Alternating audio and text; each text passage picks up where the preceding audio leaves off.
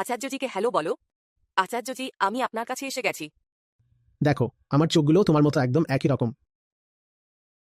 আমরা দুজনেই যদি চোখগুলোকে একই রকম করে নিই, তবে এখন কি হবে? এখন থেকেই শুধু ক্যামেরার দিকে তাকিয়ে। ইনস্টা জেনারেশন আমাকে দেখছে না, ক্যামেরাটাকেই শুধু দেখছে।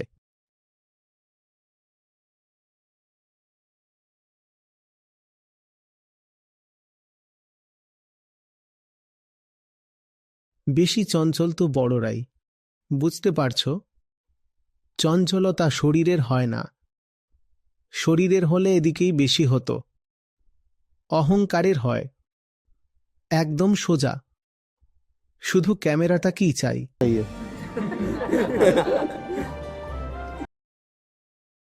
আচার্যজিকে নমস্কার করো।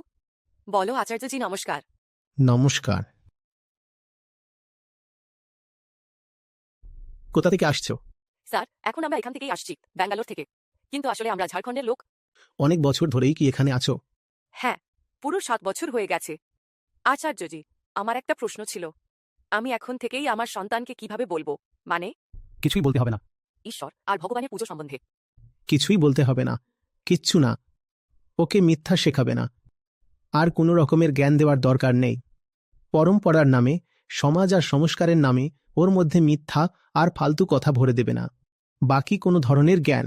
সকালে উঠে আমি পূজা করি এই উদ্দেশ্যে যে আপনার থেকে যতটুকু জীবন পেয়েছি, যাতে সেটাকে যতটা সম্ভব উচ্চ বানাতে পারি, তার প্রেরণা পাওয়ার জন্য। তো যখন আমি আরতি করি, তখন এ সবসময় দেখে, যখন এ বড় হবে আর একটু বুঝতে শিখবে। আরতির যে আসল অর্থ আছে সেটাই একে বলবে।